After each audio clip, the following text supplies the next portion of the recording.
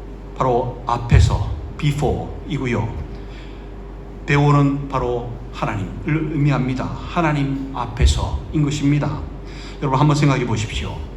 왜 믿는다고 하는 사람들이 사람들 보는 곳에서는 칭찬받을 만한 일을 하면서 살지만 안 보이는 데서는 나쁜 일을 도모하며 삽니까? 왜 겉다르고 속다릅니까? 바로 코람데오의 신앙이 없기 때문입니다. 은밀한 중에 보시고 은밀한 중에 계시는 하나님 앞에서 살지 못하기 때문입니다. 왜 믿는다고 하는 사람들이 신앙생활을 하면서 사람들에게 보이려고 봉사를 하고 일을 하면서 누가 알아봐주지 않으면 쉽게 의욕을 잃고 낙심하며 안 보이는 곳에서는 유혹이 오면 오른 대로 넘어가서 자빠지고 믿음을 지켜야 하는 현장에서 믿음을 지키지 못하며 사는지 아십니까? 바로 코람데오의 신앙이 없기 때문입니다. 은밀한 중에 보시고 은밀한 중에 계시는 주님께서 상 주시는 이심을 체험적으로 믿지 못하기 때문입니다. 하나님의 칭찬과 영광이 이들의 상이 아니라 사람들의 칭찬과 영광이 이들의 상이기 때문입니다. 코람데오의 신앙으로 하나님 앞에서 사는 사람이 신앙인입니다. 요셉을 생각해 보십시오. 그는 보디발의 아내가 아무도 보는 이가 없으니 동침하자고 유혹했을 때 어떻게 했습니까? 창세기 39장 9절에서요 거절하면서 이렇게 얘기합니다. 내가 어찌 이 큰 악을 행하여 하나님께 죄를 지으리까? 보디발에게 죄를 지으리까도 아닙니다. 하나님께 어떻게 죄를 짓겠습니까? 내가 어떻게 하나님이 내 앞에 계시는데 내가 이러한 악을 행할 수 있겠습니까? 라고 말하는 거 아닙니까? 보디발의 아내는 아무도 보는 이가 없어. 너하고 나밖에 몰라. 라고 했을지라도 요셉은 하나님 앞에서 살던 사람이었기에 하나님께서 보고 계심을 알았기에 그 음란함에 동참하며 하나님께 죄를 저지를 수 없었던 것입니다. 그러나 하나님께서 자신과 함께 하시며 지켜보신다는 것, 자신은 하나님 앞에서 살아가고 있다는 것을 인식하고 있던 사람이었습니다. 그가 바로 코람데오의 신앙을 가지고 살았던 진정한 신앙인이었던 것입니다.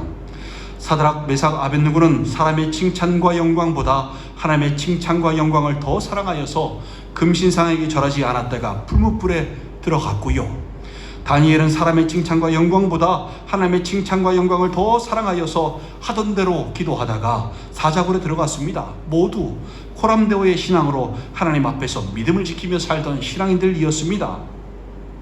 신앙인이란 이렇게 하나님 앞에서 사는 사람들입니다. 우리는 식사할 때도 식사 자리에 주님이 계신다는 것을 인식해야 합니다. 그냥 식사 기도한다고 신앙인이 아닌 것입니다. 차를 운전하고 나갈 때에도 주님이 함께 계신다는 것을 인식해야 합니다.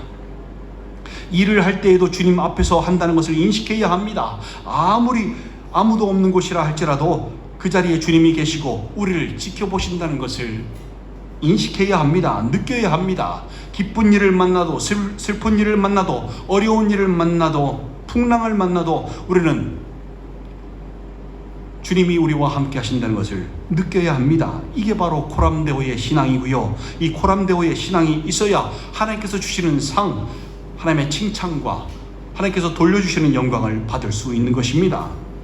여러분, 사람들의 칭찬과 영광을 위해서 살면요, 잘 되어봐야 외식하는 바리새인밖에 될 수 없습니다. 기독교인의 정의를 기억하시기 바랍니다. 고린도전서 4장 1절에 나오는 그리스도의 일꾼과 하나님의 비밀을 맡은 자, 이것이 바로 우리가 스스로 내려야 하는 그리스도인의 정의라고 하지 않았습니까? 여기서 그리스도의 일꾼에서 일꾼에 해당하는 헬라어가 뭐라고 했지요? 바로 후페레테스라고 하였습니다. 기억나십니까? 이 후페레테스의 뜻이 종이었는데요. 구체적으로 어떤 종인가 하면 언더로어, 배 밑에서 노를 젓는 종이라고 하였습니다. 배 밑창에서 노를 젓는 종 안 보입니다. 어느 누구도 알아주는 사람 없습니다. 잘했다고 칭찬해주는 사람 없습니다. 영광을 돌려주는 사람 없습니다. 박수를 쳐주는 사람 없습니다. 힘내라고 응원하는 사람 없습니다. 근데요, 이 후페레테스가 사람들로부터 칭찬받기를 원하고 사람들에게 영광받기를 원하여서 자신에게 박수 쳐주기를 원하여서 노젓기를 포기하고 선장이 있는 자리인 배 위로, 갑판 위로 올라오면 어떻게 될까요? 그 사람은 더 이상 그리스도의 일꾼이 아니겠지요. 더 이상 후페레티스가 아니래요. 신앙인이 아니래요. 그리스도인이 아니래요. 배 위로 올라오는 순간 더 이상 그리스도의 일꾼이라는 의미에 부합하지 않습니다. 신앙인이 아니라는 겁니다. 칭찬과 영광은요, 주님께서 주시는 것입니다. 높으신 창조주 하나님께서 우리를 높여주시고 우리에게 박수 쳐주시고 칭찬해 주시고 잘했다, 착하고 충성된 종아 라고 하시며 영광을 우리에게 돌려주시는 것입니다. 종에게 영광을 돌리며 종을 수발드는 주인의 모습이 상상할 수 없는 모습이 주님께는 당연한 상식임을 성경에서 말씀하지 않습니까? 여러분은 사람들의 칭찬과 영광보다 주님의 칭찬과 영광을 더 사랑하십니까? 그러시기 바랍니다. 이거는 영적 전쟁입니다. 어느 쪽을 더 사랑하느냐에 따라서 우리가 온전할 수도 아니면 온전치 못하여 무너질 수도 있는 것입니다. 갈라디아서 1장 10절에서 이제 내가 사람들에게 좋게 하랴 하나님께 좋게 하랴, 사람들에게 기쁨을 구하랴, 내가 지금까지 사람들의 기쁨을 구하였다면 그리스도의 종이 아니니라 라고 말씀합니다. 사람에게 기쁨을 구하였다면 그리스도의 종이 아님을, 신앙인이 아님을 말씀하는 것입니다. 사람의 칭찬과 영광보다 주님의 칭찬과 영광을 더 사랑하셔서 그리스도의 종으로서 진정한 신앙인으로서 주님께서 주시는 상급을 받아 누리시는 여러분들 되시기를 간절히 소망합니다. 사랑하는 지체 여러분, 우리는 매일 넘쳐나는 칭찬 속에서 살아갑니다. 훌륭하시네요, 어쩜 이렇게 잘하세요, 대단하십니다, 이렇게 칭찬을 주고받으며 서로를 격려하며 동기부여하고 좋은 관계를 유지하며 살아갑니다. 칭찬은 우리의 마음을 따뜻하게 하고 때로는 하루를 버틸 힘이 되기도 하지요. 칭찬을 주고받는 거 필요합니다. 근데요, 조심하셔야 합니다. 그 칭찬에 마음이 빼앗겨버리면 안 되는 것입니다. 거기에 마음을 빼앗기게 되면 사람은 타락하게 되어 있습니다. 마음이 하나님을 향하지 않는 것이 죄임을 잊지 마시기 바랍니다. 마음을 빼앗기는 순간 사람의 칭찬과 영광을 하나님의 칭찬과 영광보다 더 사랑하게 되고요, 위선적인 모습으로 바리새인처럼 살다가 비참하게 사울처럼 죽을 수밖에 없음을 잊지 마시기 바랍니다. 여러분이 사랑하시는 것은 누구의 칭찬입니까? 사람의 칭찬과 영광입니까? 아니면 하나님의 칭찬과 영광입니까? 그들은 사람의 영광을 하나님의 영광보다 더 사랑하였더라라는 주님의 말씀이 여러분에게 해당되는 말씀이 아니기를 간절히 소망합니다. 주님의 사랑 안에 살면서 딴 길로 가지 마시고 주님을 위해 사시는 여러분들 되시길 바랍니다. 그리고 부르시는 그날에 잘하였도다 착하고 충성된 종아, 네가 작은 일에 충성하였음에 내가 많은 것을 네게 맡기리니 네 주인의 즐거움에 참여할지어다 라고 하시는 우리 주님의 칭찬과 영광을 받으시는 여러분들 되시기 바랍니다. 여러분의 삶과 모든 순간이 하나님 앞에서 살아가시는 믿음의 행보가 되시기를, 은밀한 중에 보시고 은밀한 중에 계시는 그 하나님을 느끼며 인식하시며 살아가시는 여러분들 되시기를 주님의 이름으로 간절히 축원드립니다. 함께 기도하시겠습니다.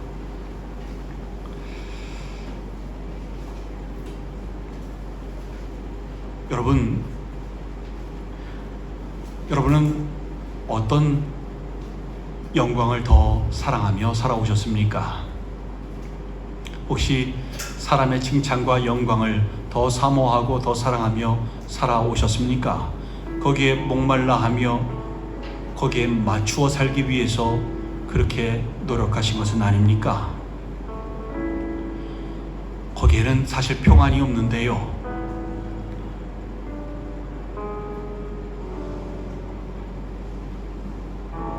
평상시 집에서 하던 대로 밖에서 했을 때 실수한 것은 아닌지, 내 속마음이 들킨 것은 아닌지 불안하거든요.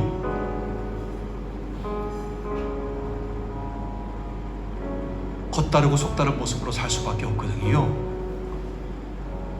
칭찬은 필요한 것이지만 여러분, 사람의 칭찬과 영광보다 하나님의 칭찬과 영광을 사모하시기 바랍니다. 그게 바로 신앙인입니다.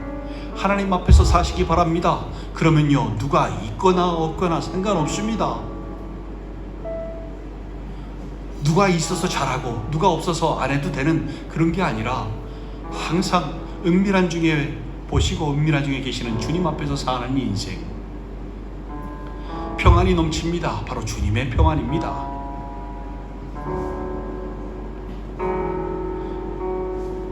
믿음이 저절로 지켜집니다.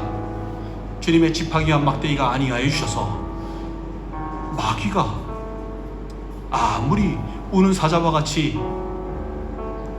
삼킬 자를 잡고 있어도 다가올 수가 없습니다. 이길 수가 없습니다. 무너뜨릴 수가 없습니다. 가장 안전한 곳입니다. 여러분, 하나님 앞에서 사는 인생, 그 코람데오의 신앙으로 사시기 바랍니다. 그게 바로 신앙인입니다. 그게 바로 하나님의 칭찬과 영광을 사모하는 사람이 사는 모습인 것입니다. 어떻게 살고 계십니까, 여러분? 무엇을 바라며 무엇을 쫓고 계십니까? 이제는 사람의 칭찬과 영광이 아니라 하나님의 칭찬과 영광을 사모하시며 사시기 바랍니다. 그러면 사람의 칭찬과 영광은 자연적으로 따라온 것이고요, 또 그게 없다고 할지라도 실족하고 넘어지고 낙심할 필요가 없어집니다. 그럴 이유도 없어지고요. 이제 진정한 신앙인으로 사시기 바랍니다. 그리고 주님의 칭찬을, 그 상을, 영광을 받으시기 바랍니다. 잘하였도다 착하고 충성된 종아, 이제 나와 함께 영원히 천국을 누리자꾸나. 수고했다 누구누구야 하시는 그 칭찬을 모두가 받아 누리시는 여러분들 되시길 소망합니다. 우리 지나간 시간들, 사람의 칭찬과 영광을 사모하며 살았던 순간들 회개함으로 주님 앞으로 가지고 나와 이제는 하나님 앞에서 사는 신앙인들로 회개하며 살기를 소망합니다. 우리 함께 기도하시겠습니다.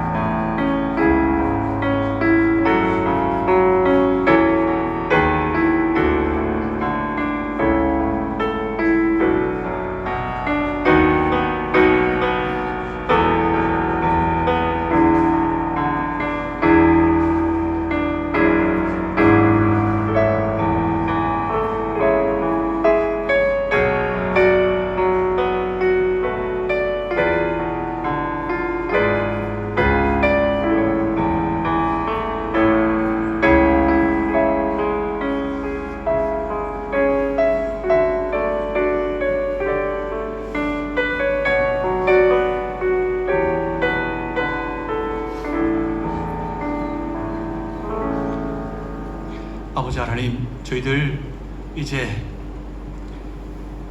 사람들이 있는 곳에서만 아니라 아무도 없다 할지라도, 은밀한 곳이라 할지라도 은밀한 곳에서 보시고 은밀한 중에 계시는 주님 앞에서 살아가는 신앙인 될 수 있게 인도하여 주시옵소서.